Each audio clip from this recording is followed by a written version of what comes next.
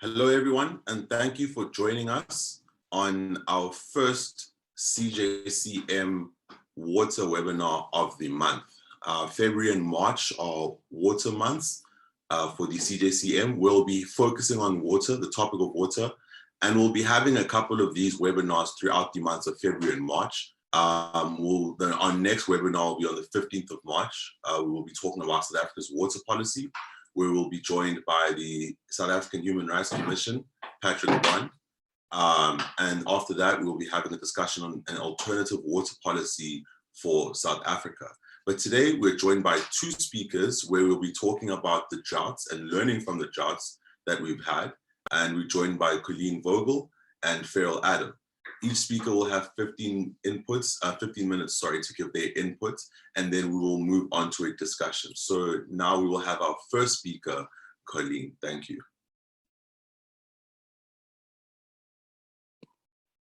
Hi, thanks very much. Thanks for the introduction. I hope you can all hear me, and thank you also for the chance to share with everybody. I'm going to share my screen, and I trust you can see the slides. If there is a problem, just let me know. Awanda, can you see everything? Yes. Okay, thank you so much. Okay, so I've worked in droughts for a long, long time, going all the way back historically to some of the major droughts that we had in the early 1920s in the country. So I'm not only going to look at the recent droughts that we've had, but really try and give you a historical sort of overview of what it is that kind of makes up droughts, both from a biophysical and a social science or social perspective. So I've entitled the talk, Learning Lessons from the Drought, the Need for Co-Engaged Use and Action, because I think we, constantly buffeted by drought, we get chances to redo things and rethink and improve, but we don't seem to be doing that well every time. So it's not surprising when you look at maps, if you look at snapshots, whether they come out in 2010 or they come out now, the picture is essentially the same. If you look at the two major challenges we have with climate risk, the one is flooding, which, as you've seen recently, we've been experiencing, and the other is drought. And drought, if you like, takes the prize, particularly for the parts of the world where we live in. We are characterized by droughts very often, very frequently, and it's something that we actually have to live with. In fact, I would argue that this moderate shading is very an old, if you like, assessment, and it may well be now red, and particularly going forward. So if you just wanted a quick sense of what the hang does drought do, well, it really twists and turns and starts to set things on different trajectories. But this was an initial assessment. It's, in a sense, not very detailed, but you get the idea that things kind of run in tandem, and then you can actually see, even when the rainfall is high, sometimes the GDP growth rate starts to go down. So it's not always when you have a drought that you have a knock-on to the GDP.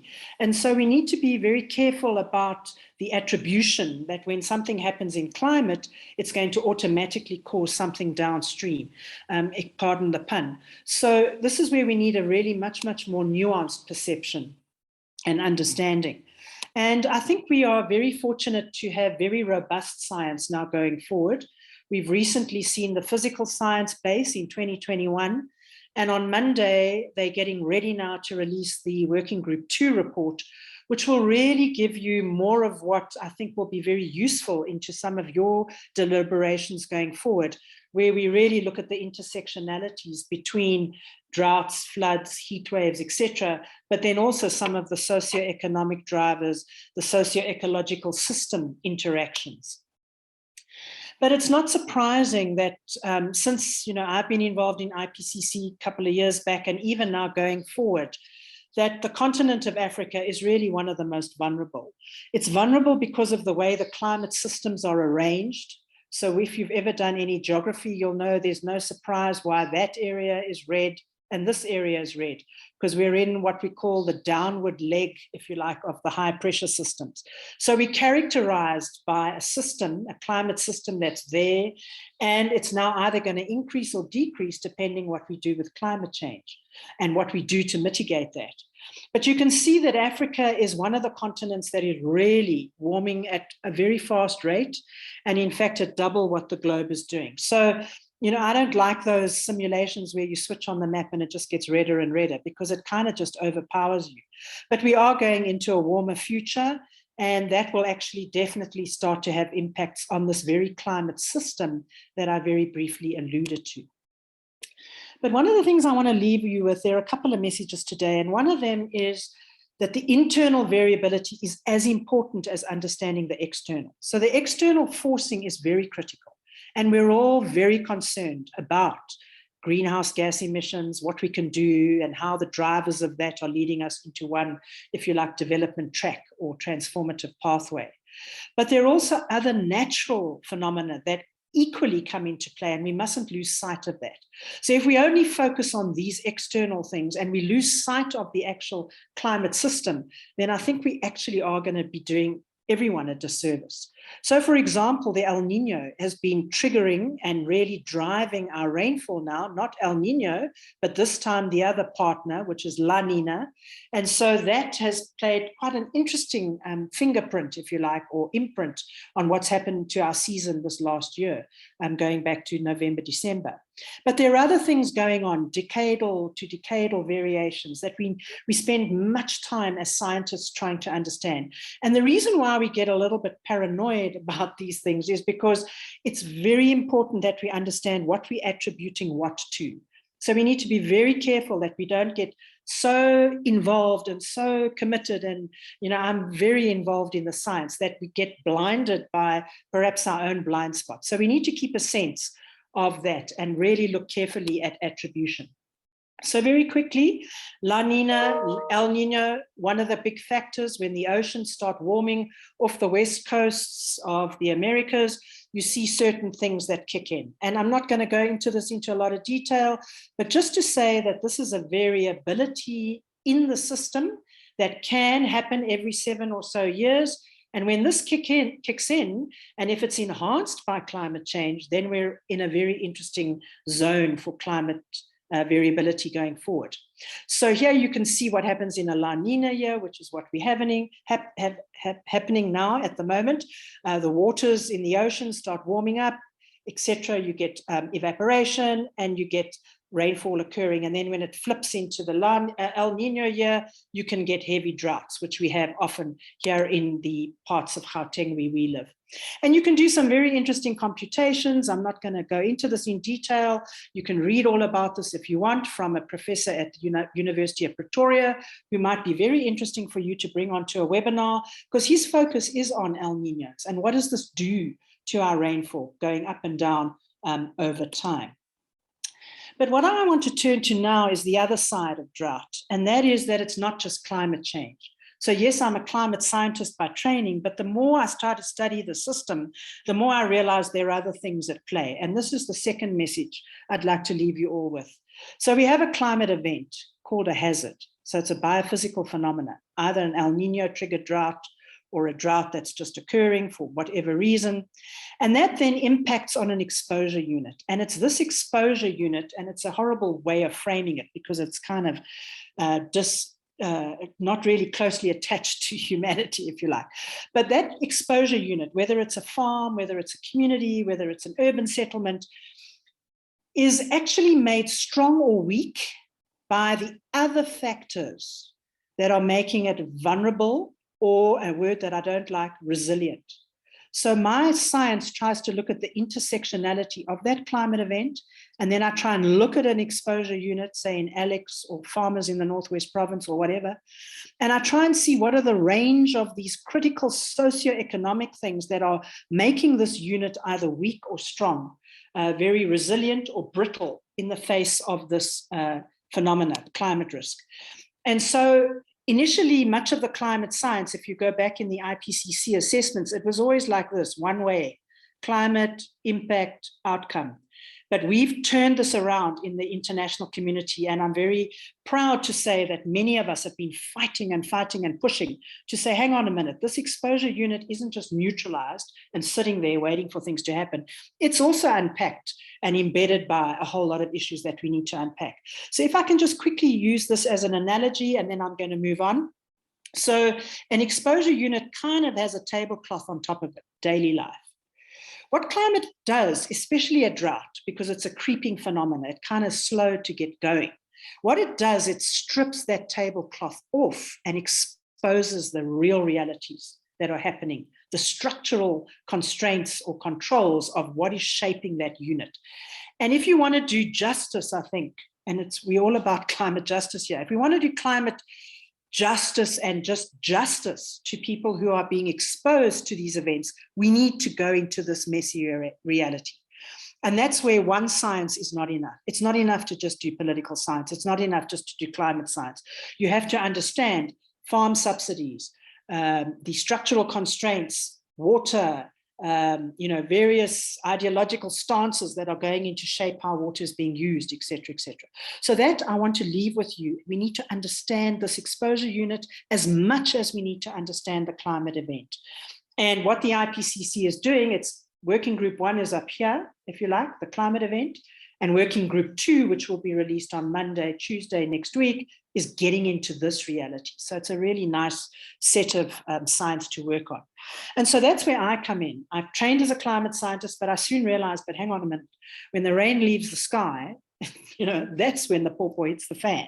It's not so much only up there, which is very incredible science that you need to do, but it's when it reaches the ground or it doesn't reach the ground in the case of a drought.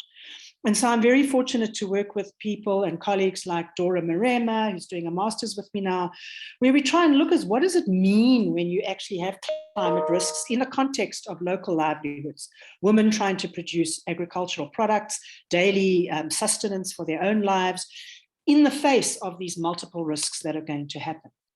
So just very quickly, some hard facts. What have we learned? As I showed you right in the beginning, we are a region that is beset by droughts going right back to 1900s and even before that. And we are really on the list of hazards. Drought is our key hazard, even though we're up to our eyeballs now, if you like, in rain in certain areas. So that's something that we've got to keep an eye on. But it's a creeping emergency. And in some ways, I think it actually gives us a little bit of time to get our heads around what's going on. So if you go to the Eastern Cape, you can see year after year what's been happening, how those vulnerabilities have been exacerbated by COVID, by lack of food, by food prices going up, those intersectionalities, and then this creeping drought, which starts to chip away at the actual scenarios that we're dealing with, the local context. It can also be characterized by different forms. You can have an agricultural drought, a hydrological drought, a socioeconomic drought. So you can be driving through an area that actually looks green, but it actually is experiencing a drought. So again, one has to be very careful. So as I come to the nub of what I really want to say, here's sorry about the spelling of drought. This is really the nub of what I want to share with you. Do we learn from the role of the past? So we've had extreme droughts in the 1990s and now in the 2000s, and indeed currently. But for me, what was one of the most highlights of my career, one of the great highlights, the point where I really started to get to grips with what drought is, was the Drought Forum that was set up in the early 1990s as a result of droughts that were ongoing. And it was a really important gathering or space where people could come together and legitimately talk about these things in an open platform. So it wasn't just a government agenda or item. And that Drought Forum, actually, some people argue, became the genesis of the Rural Development Forum, and in fact, the reconstruction and development actions that occurred, whether you agree with those or not, it really was a catalyst in those. And I was fortunate in those days to be doing my PhD, and so I was really interested in drought, and I was working in the Northwest Province, but I got involved in this community. And I want to draw your attention to this. I've written quite a bit on it, and there's much more to unpack. I hope you can see this because they're really important. So there was a Drought Forum that was set up in June 1992, and it brought together trade unions, government, scientists, church members, the entire, I would say, sectoral interests in society. And then what unbundled out of that was the Water Supply Task Force, a fascinating set of work, and many of our activists and government officials came out of that task force that are still present today. The Employment Task Force. So even in those days, we were thinking about COSATU, NUM, DBSA, IDT. How does this impact us and what does it mean? So it's not just the climate science we were worrying about. We were trying to look at all these things: agriculture, early warning, nutrition, etc. And I can go on, and I have a big box at home if anyone ever wants to come and journey with me. I'm trying to write a book on this, but there's a magic box where I managed to get some of these documents and hold on to them, because we tend to lose this evidence in the current age.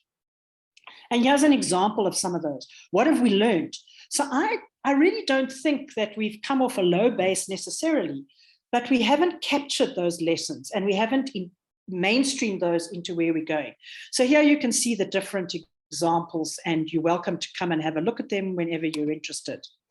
So let me just now come to the end, because I know we have other speakers and we really want to talk to and share with each other. So I would argue that the knowledge about climate science and variability is at its strongest that it's ever been. We're really confident now about the science. And we've really got some good lessons from the past institutionally, but we've lost them. And I'm not sure why. Some people ask me, why did we lose that? And I don't know whether it was because, we kind of started to see the country going constitutionally and institutionally into a new phase, that we kind of took the foot off the pedal. I'm not sure. But I'd like to urge us to go back to doing more reflexive and reflective studies on that rich wealth of data that we have. And why am I saying that? Well, if we fast forward into the present, here's some work that I'm sharing from the University of Stellenbosch, the Radar Group, and you can see the Eastern Cape, that part of the world where many of you are focusing your attention now on drought. This is not new. We've been having these droughts for a long, long time. This is May 2010 already. And you can see the crises that were starting to develop: Oudtshoorn, Mossel Bay, Eden, Hessequa, George. And these are risk maps and risk signals that were being put up, towns with less than 3 months of water supply. So we have this knowledge, but it's what are we doing with the knowledge?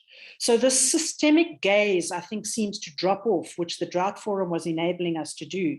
So you've got decreasing rain, you've got coming down the line, but you've also got immense and intense structural issues: poverty, rural vulnerability, high urbanization, inappropriate soil and water governance, etc. So we're fortunate to have had PhDs and master's studies done on this, and this is work that Laura Barrett did as part of her work when Radar was still linked to UCT.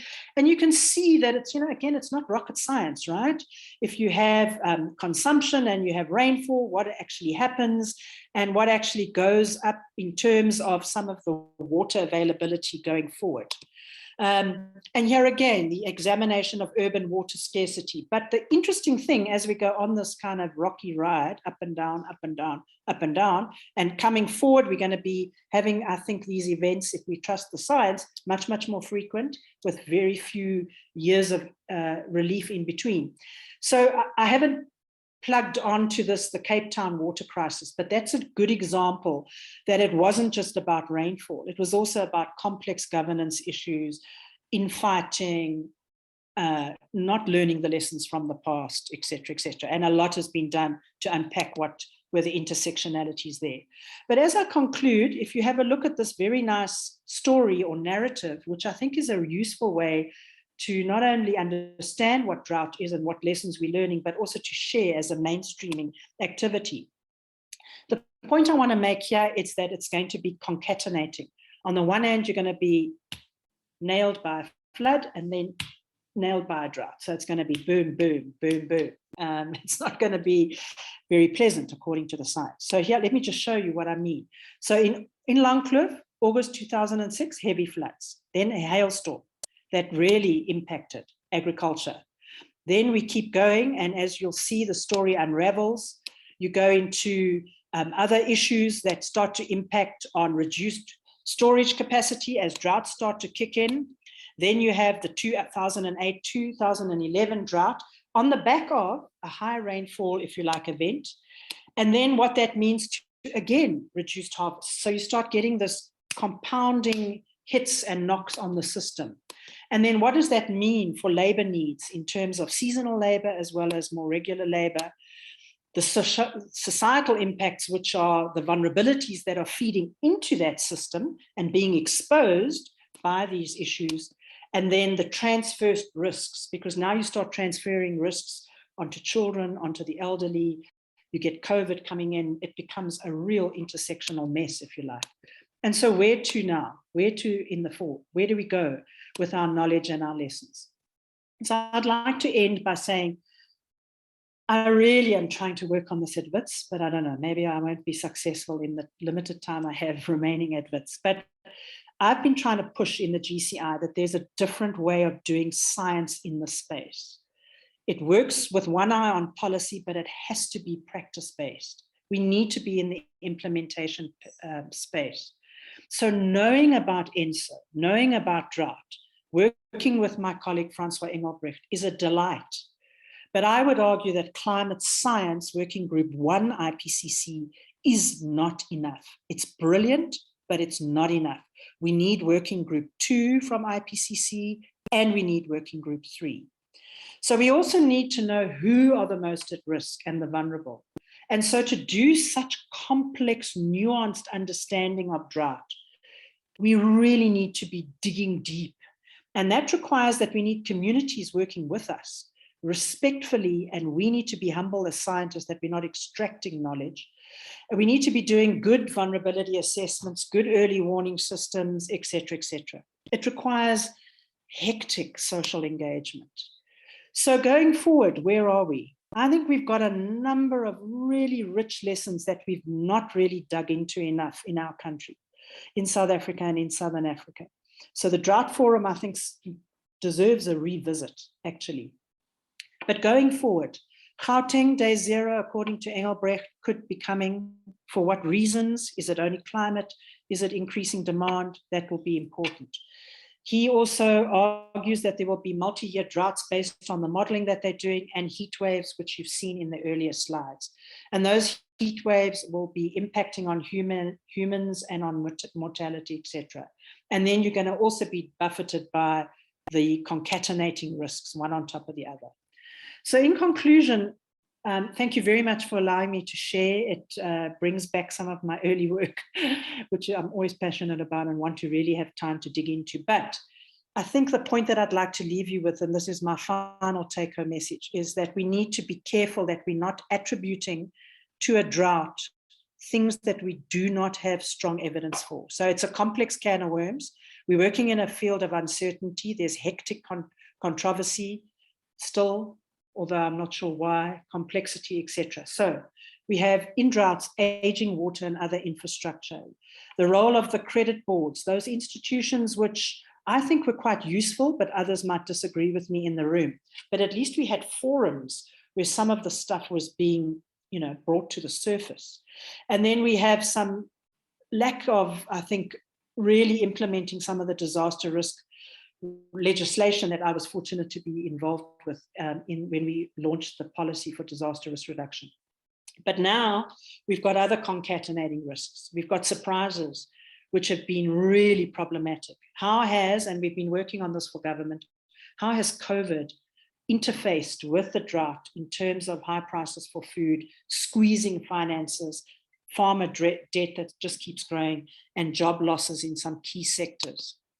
So I'll end with this and to say that I don't think it's all, let's go and grab a drink, because it's just, oh my gosh, how do we navigate through this hectic story?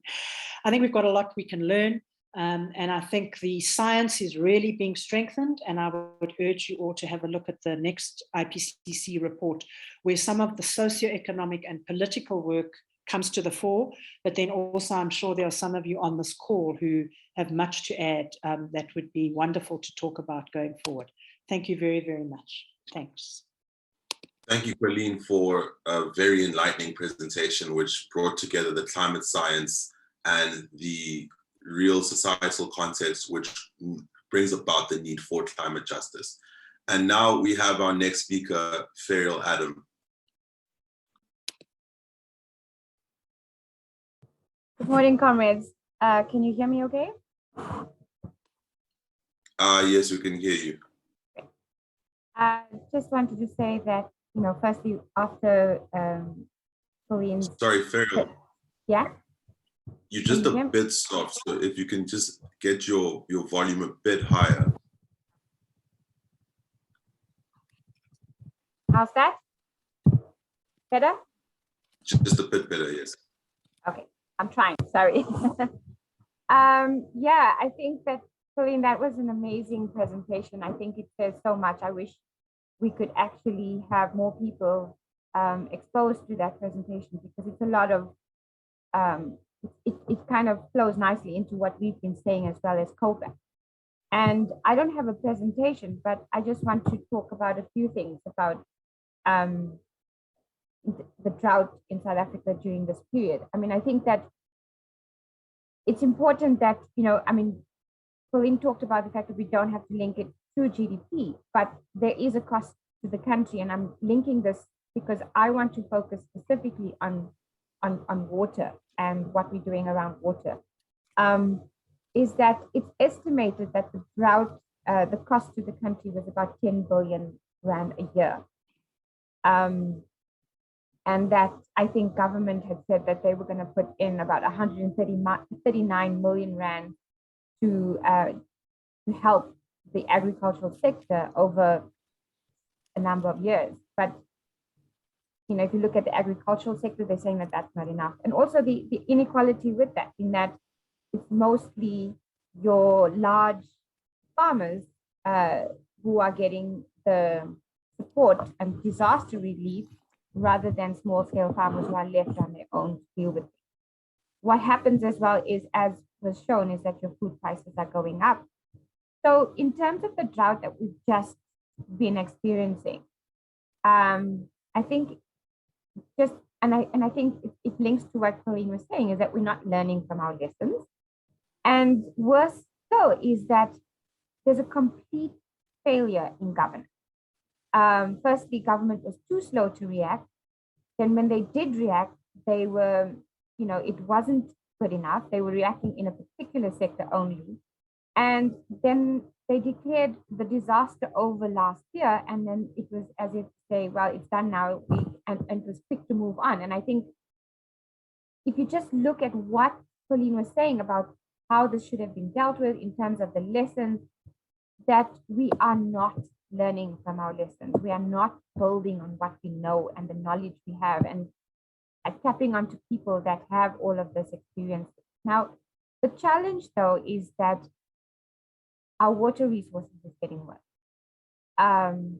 We know that there's complete municipal breakdown in terms of pollution, in terms of wastewater treatment plants just not operating.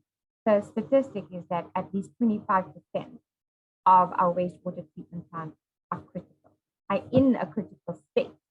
So they near like not functioning at all. I don't know if people saw the news today, but in Nelson Mandela Bay, there was, you know, the children, there have been a number of kids who got sick from drinking polluted water, and a child died today, you know. No child should die from drinking water. And this unfortunately is only the beginning. If we look at the level of intense pollution across the country in terms of sewage. In fact, yesterday I was talking to Mariette Lifferen, who's an activist and a water activist, and she's been doing a lot of work on acid mine drainage and a lot of work on pollution from mining. And she said that the pollution that we are experiencing from wastewater treatment plants has now gotten so bad that it makes the pollution from mining look like nothing at all. And that is very worrying. So we're dealing with a failure. And I think I want to bring, and on top of all of that is the drought. We have climate change. And Coleen has talked about the climate justice issues, the climate injustice issues that we are dealing with, and how we know that the more vulnerable in society have to deal with the impacts, and we're seeing that, right? If a white child in Stanton had died from drinking water, can you imagine the uproar? And we're not seeing that. People should be on the street with regards to that. They should hold the mayor accountable. They should arrest politicians. That's my view. It's not the view of everyone, but that's where COPAC comes, right? We have been working on the drought for as long as we've been in existence, and that's a long time. I haven't been part of COPAC for that long time, but I know that Vish has, and he can chat a little bit more. But one of the key things and the passion that keeps us going is that we're working on building alternatives. We are building and saying that, look, we know that we have complete governance failure. We know that, there's this breakdown. We need to start building from the bottom. We need to have new institutional arrangements to actually govern our water, govern our land, govern our food. And that's what we're working on. We've been working on developing, we have an alternative water guide to give people an understanding of water and how to deal with water issues and drought issues in your particular local areas. But we're also looking at, it's time, we know we've got good policy. We know that, if you look at our policies, it says the right thing. Implementation is terrible. And why is it terrible? Because we don't have people on the ground holding government to account. We don't have a democratic policy development system. And that's what we talk about in terms of developing an alternative water policy, which is what we're working on. To say that we need to have people on the ground have more ownership and more say over how our water is being used to create water equality and to create water justice.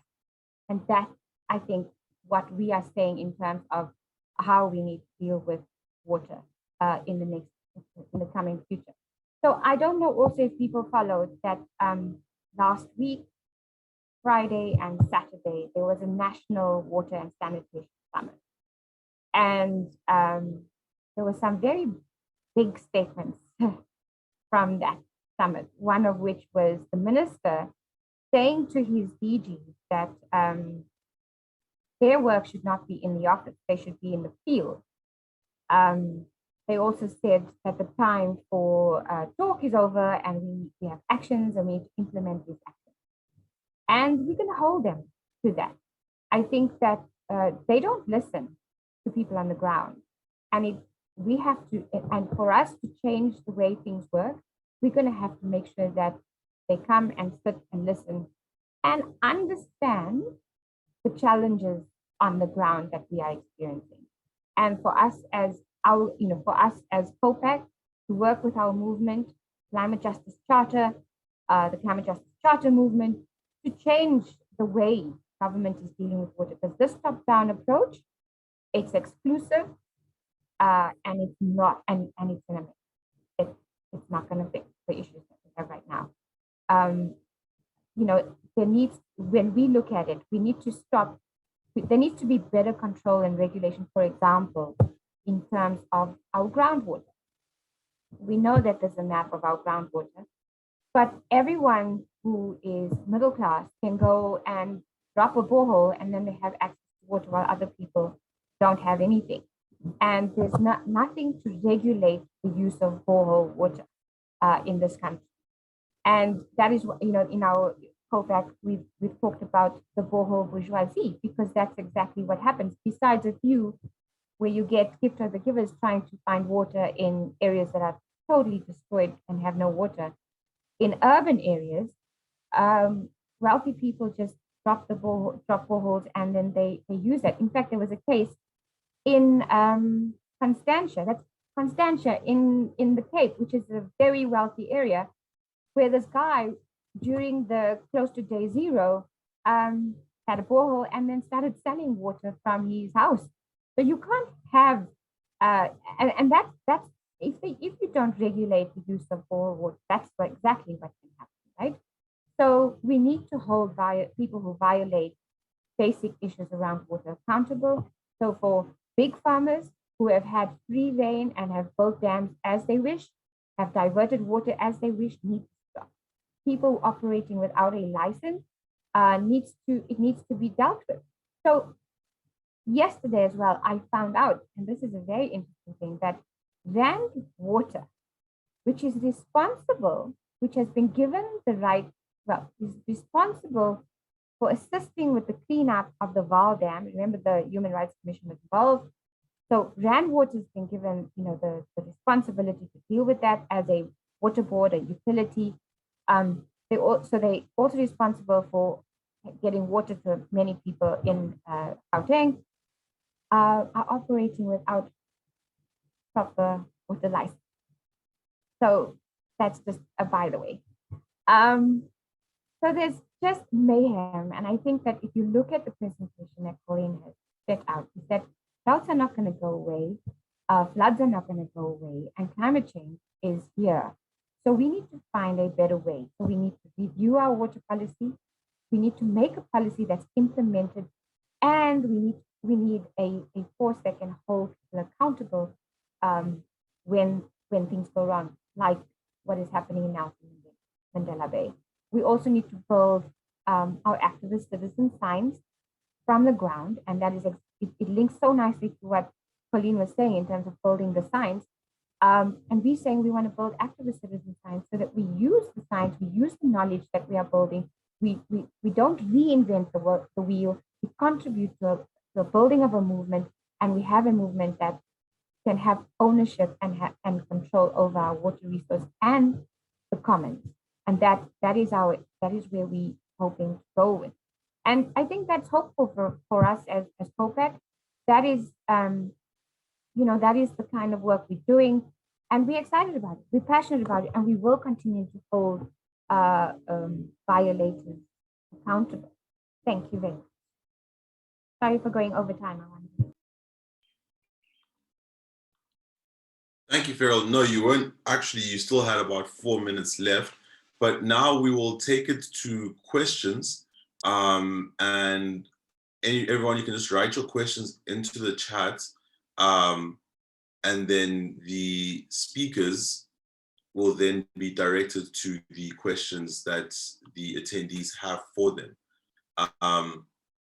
So any questions that you would like to direct to our two speakers?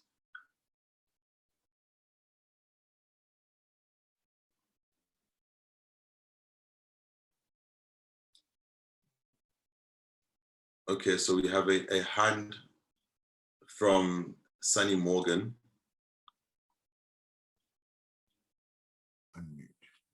Hi. Thanks for the invite as usual. So my question is, what are we doing about water usage by multinational corporations, particularly Nestle and Coca-Cola? What are we doing about their abuse of the water? Do we even know how much water they use? That's one part of the question. The other part is, we now know that water is a commodity. It's been commodified in a very, very deep way. I'm not sure if people know that water is traded on the stock exchange in New York and in Washington. What are we doing about decommodifying water?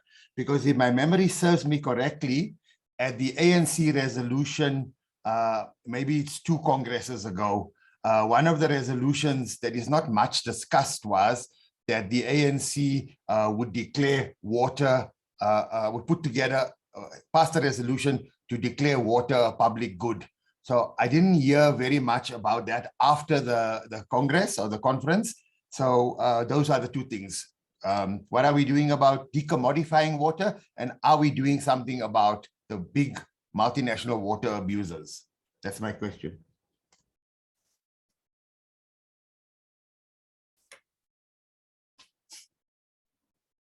Thank you, Sunny.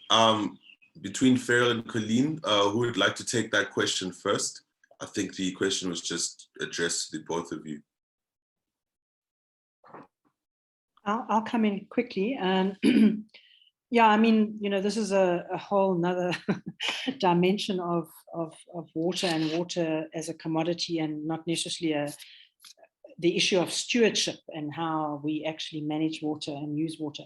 I would suggest, I'm not an expert on that side to give too many inputs, but there are people who are working on this. I don't know the links if you have with the National Business Initiative with Steve Nichols and others. They've got apparently a very strong water focus that may be of use and interest, where you might find some common ground to take some of these issues forward. And then also Vishwash, I'm sure knows as well as I do, that at WITS there's now a new co-chairs on a water ticket, apparently at WITS, Craig Sheridan and Tracy Lee Humbly, who is also, I think, an activist, but a lawyer. And I would strongly suggest you get in touch with her, because I think she might actually be able to give you much more in-depth meat than I would be able to give you here. So I hope those suggestions are useful. But absolutely, I mean, that is where much of natural resource use is going, right? It's all being commodified. And then when and how and if one lets this go on, what are the issues and the ramifications for everyone? Thanks. Good question. Thanks, Sunny. That was really good questions as well. I agree with Coleen.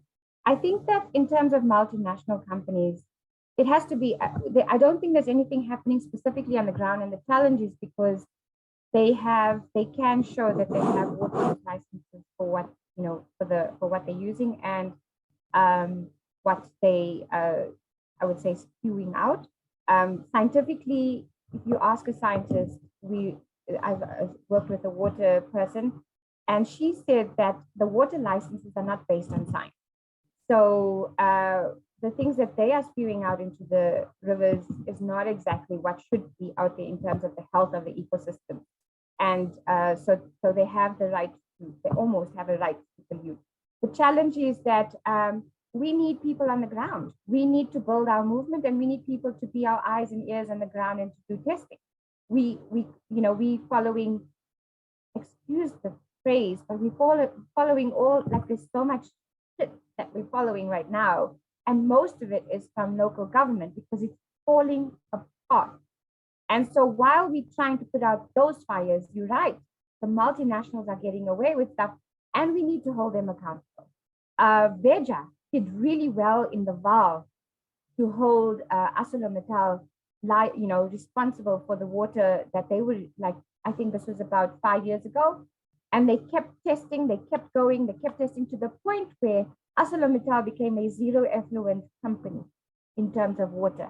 They just shut down all their, we don't know what's going on inside, but they stopped spewing these things out into public rivers.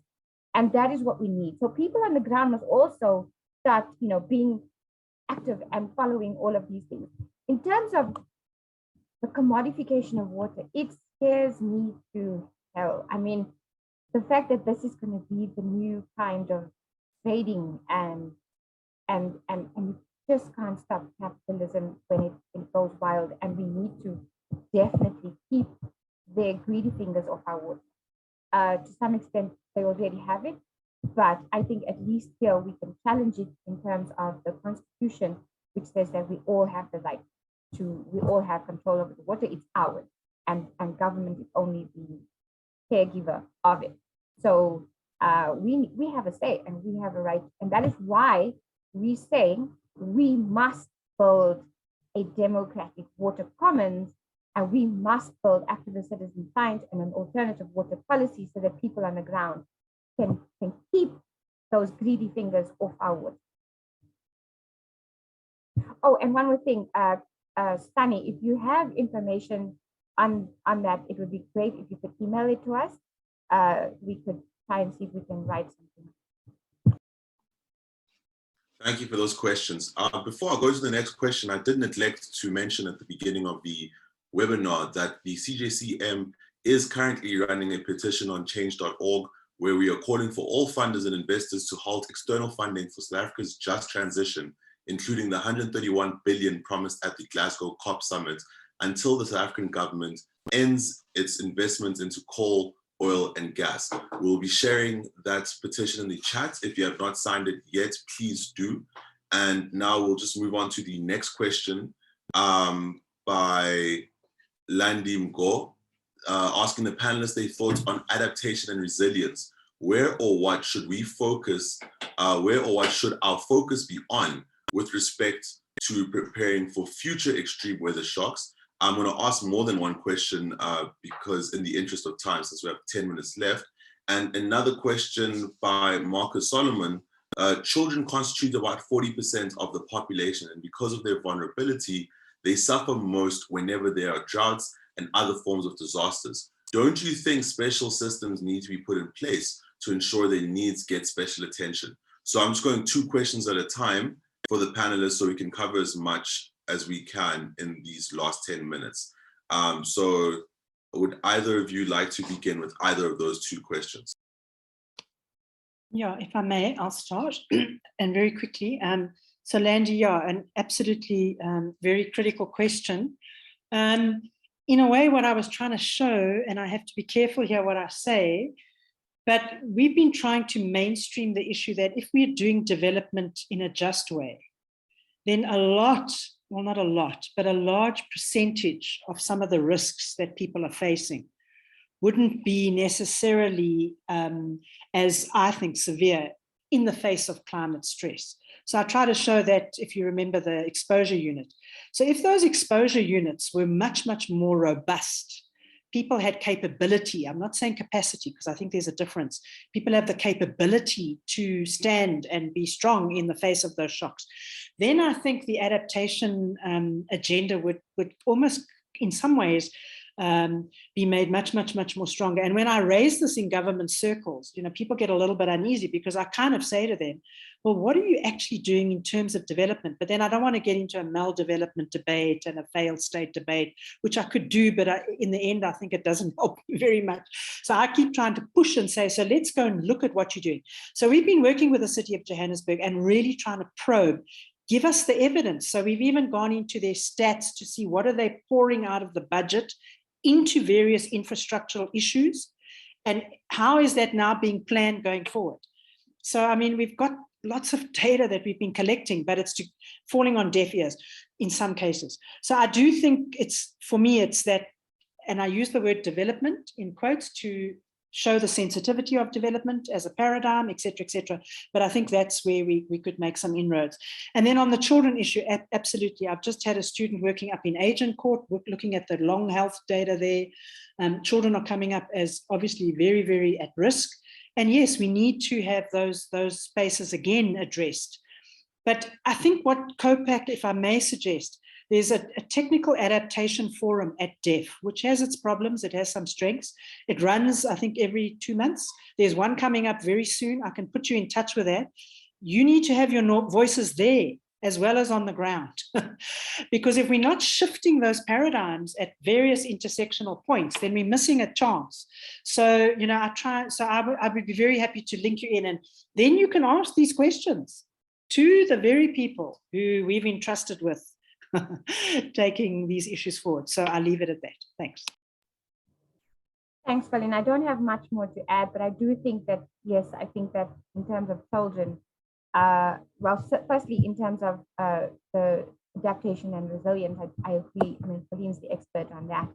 And we definitely need to build our own networks as well to build, you know, I think that we underestimate the kind of early warning systems that can work with citizens on the ground who are doing in some parts of the world. You know, small scale farmers have been the ones to alert government to the fact that there's been a change in rainfall year by year. They've got better stats.